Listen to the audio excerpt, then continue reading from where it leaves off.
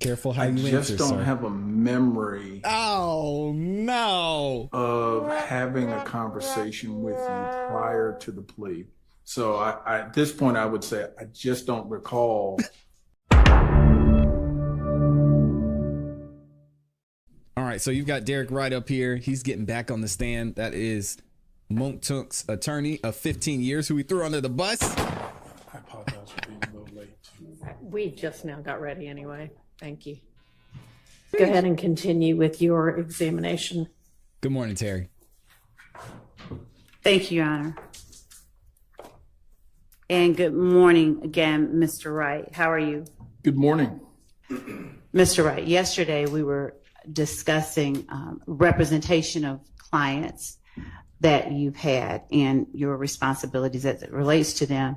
Would you tell the jury what it means to make an entry of appearance when you begin to represent a client in Fulton County Superior Court?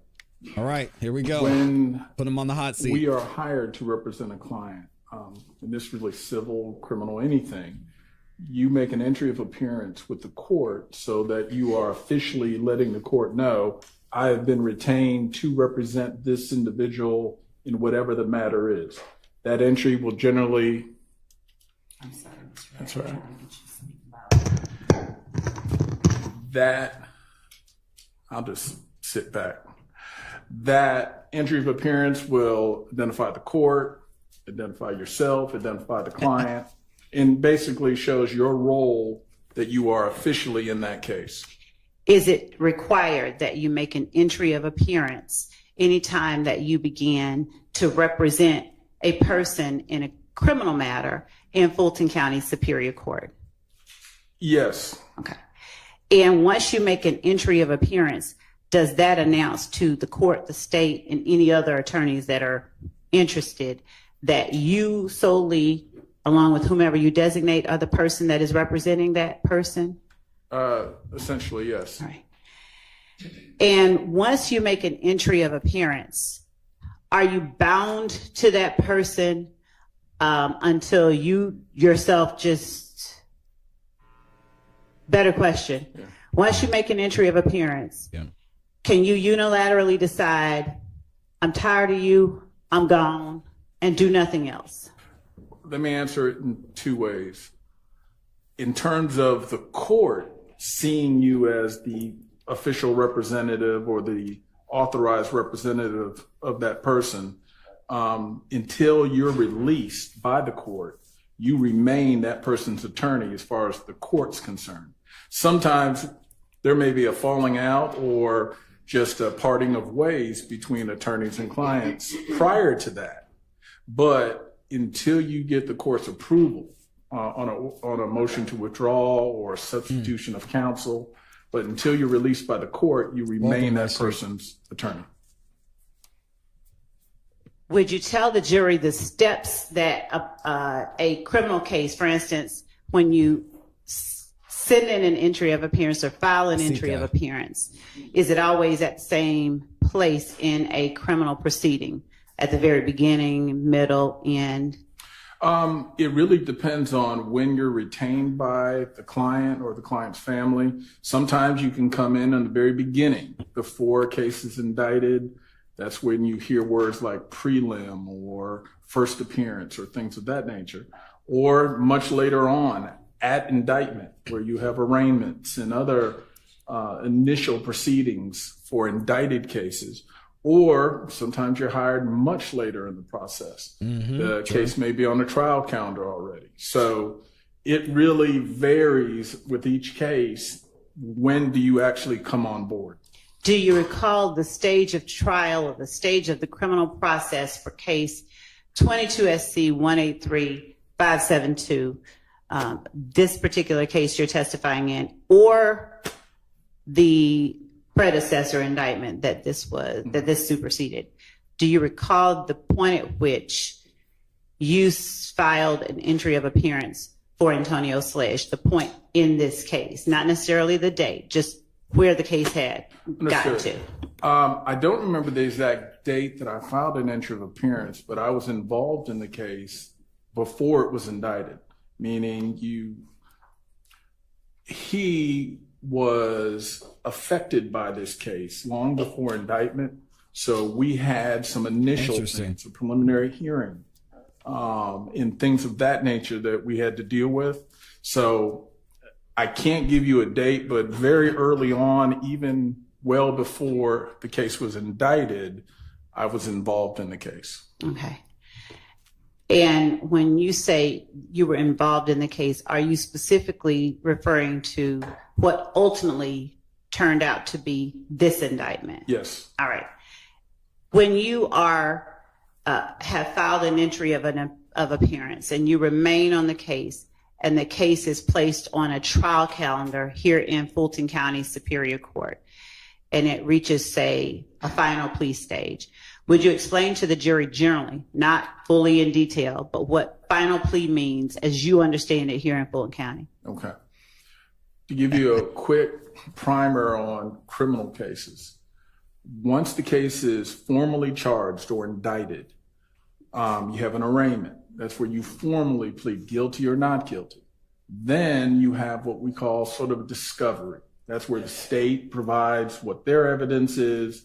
The defense, we file motions to suppress, motions for more discovery, motions for experts. I mean, a variety of stuff, but we're sort of developing the case to make sure we're getting everything out and sort of on the table. Then after that process has sufficiently occurred where discovery is exchanged, certain motions may be filed, may be heard, eventually the court puts it on a final plea, which says, hey, all this stuff has been done. Have you come to a decision on what you're going to do? Do you want to proceed with trial or do you want to resolve the case? And a final plea date is significant because there's generally two kinds of pleas. There's non-negotiated and negotiated. Before we get into that part, are you able to encapsulate, without going further down the line into non-negotiated and negotiated and all of that, are you able to just encapsulate what that date is? In terms of what a final plea date? Yes. Well, final plea is your fish or cut bait date. All right. Okay. And on that fish or cut bait date, can you explain? are your only for options those of us who don't know to enter a play, go to trial, or do you also have the opportunity or ability to request something different than either going to trial or entering a plea? I would add a third. Take a plea, go to trial, or beg for a continuance. So sometimes you can get it, kick the can down a little bit and say, hey, Exactly, I need more Freddie. time. So one of those three, and it still brings you back to final plea date as either, At a later time, though. yeah, at possibly a later time. It's, are you going to take a plea or do you want to go to trial? All right. And are there any particular reasons that might guarantee you a continuance? Any particular of any sort?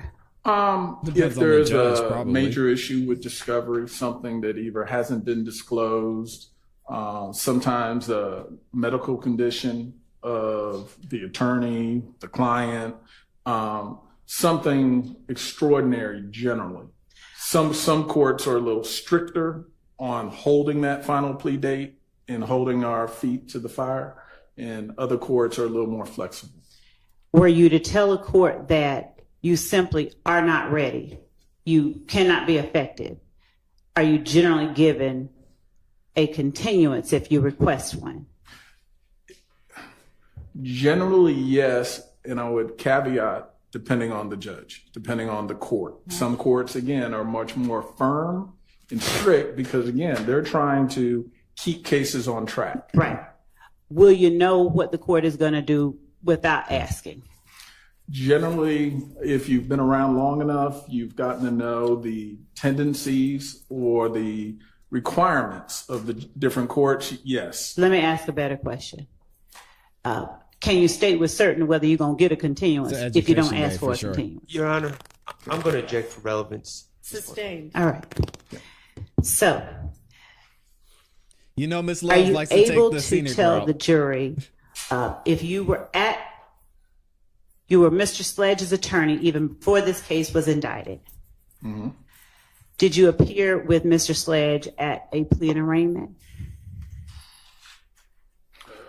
Was there a plea and arraignment for him that you were a part of or someone on your behalf?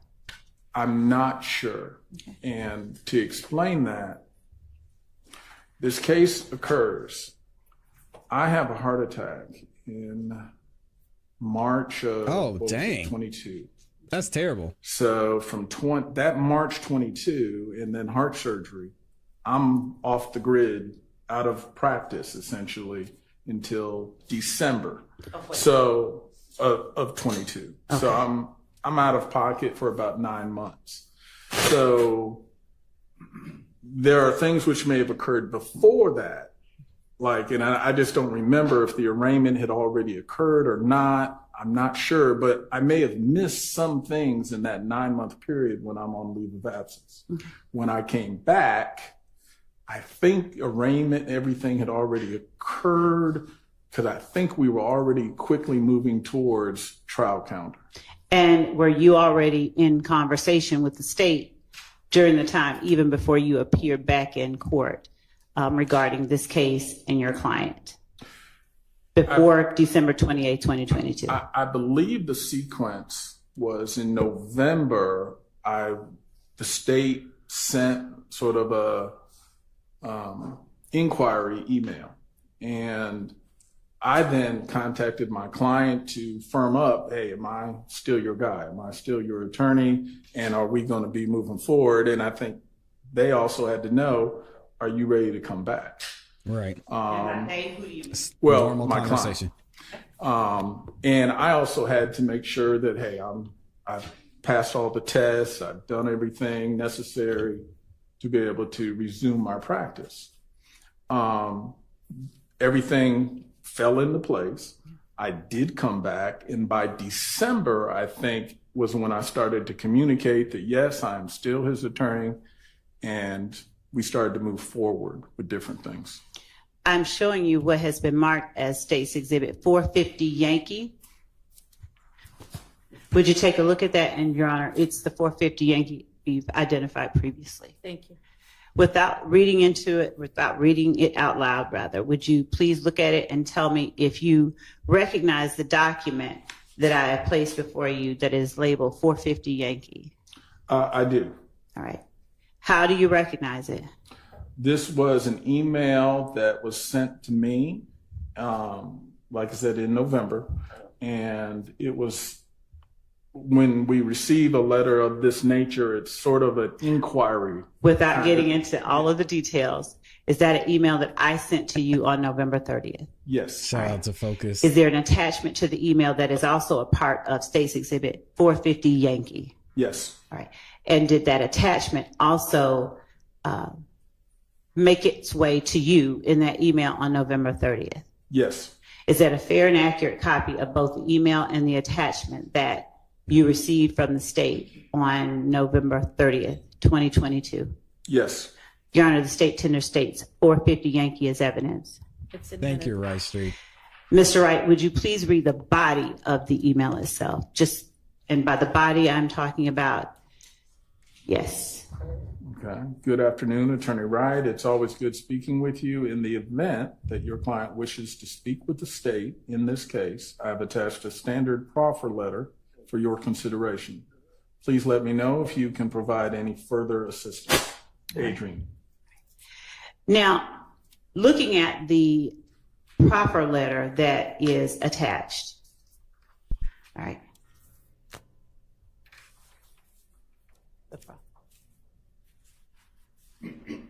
With the court's permission, I'd like to publish the proffer letter. It's a blank proffer letter, but it's a. You may. Thank you. And for the record, this will be pages 2 and 3, I believe, of State's Exhibit 450 Yankee. Yeah.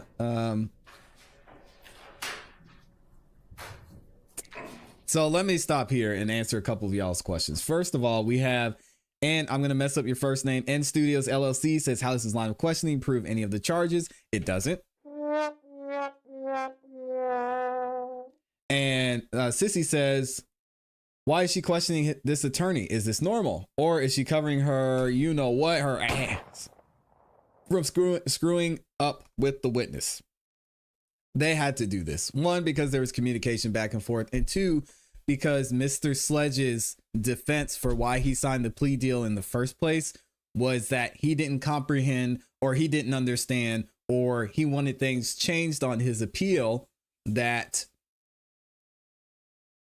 would have maybe not forced him to testify. So that's why we're at this point, because his attorney was Mr. Derek Wright. So now they've got to get him up there, and they have to prove he was a competent attorney, that he did his job in communicating that to his client. And then we'll probably go back to Mr. Sledge at some point and say, okay, Mr. Sledge, well, your attorney did his job.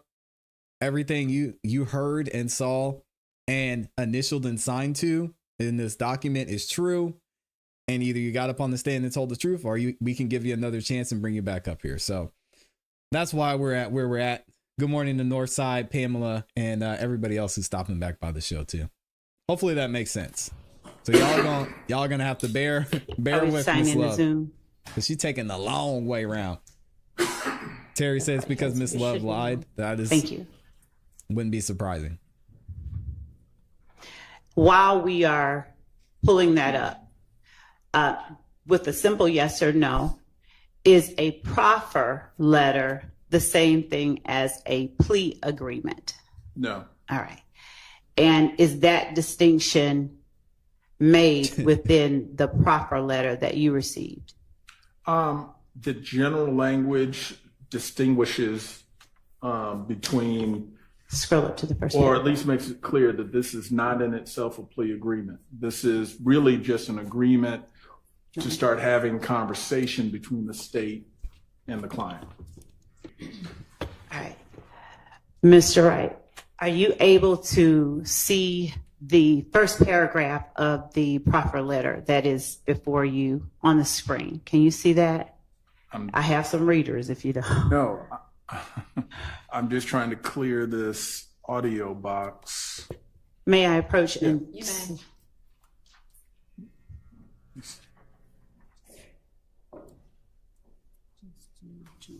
One of our resident attorneys, Javier LaFleur, says, I told y'all, anytime you have to start impeaching your own witness, then chances are they aren't the most Are you credible not able to see witness it? press in this case has been straight garbage. I don't want you to read the entire Yes, sir. document that's in evidence, but would you please read into the record just that first paragraph, starting with Dear Mr. Sledge? Okay. If I just read off the letter itself. That is fine. Okay. Dear Mr. Sledge, the Office of the Fulton County District Attorney, Atlanta Judicial Circuit, has been informed that you may wish to make a proffer for the purpose of providing information that you may have regarding the individual or individuals involved in the enterprise Young Slime Life hereinafter YSL, or otherwise have information regarding your own involvement. This is not a cooperation agreement or a plea agreement. The following terms will govern any proffer session with you. Okay. Now, without going into each of the terms, was a requirement of the proffer agreement, and starting with this particular one, that Mr. Sledge actually sit down and have a conversation with you present, along with an investigator with the district attorney's office and a prosecutor from the district attorney's office. Yes. All right. And based on the request made on November 30th, 2022 to you, was Mr. Sledge's complete truthfulness and candor material conditions required in this proffer? Yes. All right. Did the proffer letter inform Mr. Sledge that if he knowingly withheld material information or willfully made false or misleading statements during the proffer, any statement made or other information provided during the proffer could be used against him in a subsequent proceeding against him for perjury, obstruction of justice, or making false statements to law enforcement? The letter does give that notice. Okay. So what's your point? I think it's the question everybody has. And could y'all like the video if you haven't, please? Does the letter also inform your client that if he or any person acting on his behalf subsequently takes a position in any legal proceeding that is inconsistent with what is contained in the proffer, whether in pleadings, oral argument, witness testimony, documentary evidence, questioning of witnesses, or any other manner, the district attorney may use the statements in this proffer and all evidence obtained directly or indirectly in any argument and for cross-examination, impeachment, or rebuttal evidence. It does say that. All right. Barring those circumstances, was it your understanding that the proffer would be used against your client? Generally, when we do a proffer, it's sort of a, whatever you say, it's sort of a, what a queen for a day. You get to say it. Explain queen for a day to the jury. You get to basically say whatever you're going to say and it not come smack you in the face, meaning it's not going to be used against you and So it's not an hit official you over document. The head. Is that with right? whatever you It's tell official, them. unofficial. It's a way that the state evaluates the information that you have without you being in a position where, well, now that we've had this conversation, you're using it against me. Well, I never should have said anything to you. So that is, the proffer is designed to sort of both sides be able to feel where the other side's coming from without anyone lessening their legal position. And have you just described what your understanding of this proffer agreement or proffer request was? Correct. A proffer is a legal term referring to an offer of evidence or information made by one party, usually defendant or witness, to another party, typically prosecutors, in exchange for some benefit.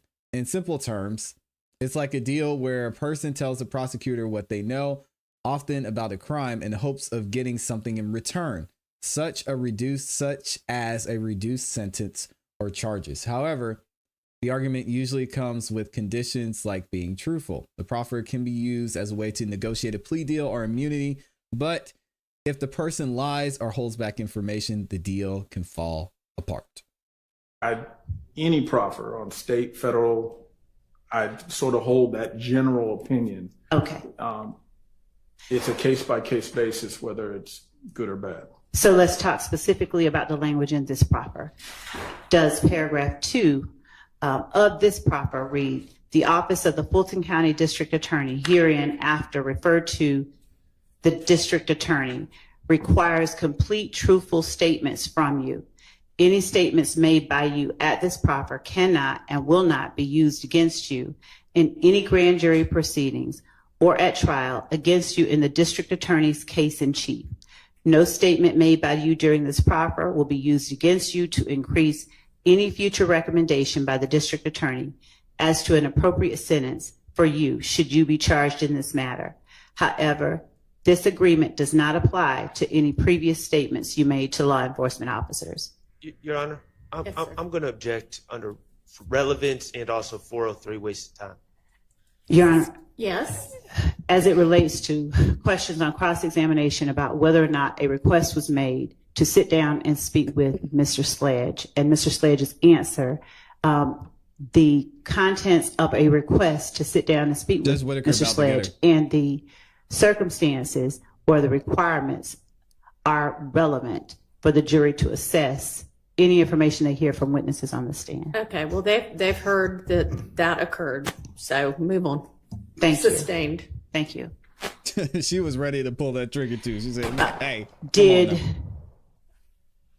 your client agree to sit down with the state before entering into plea agreements with the state?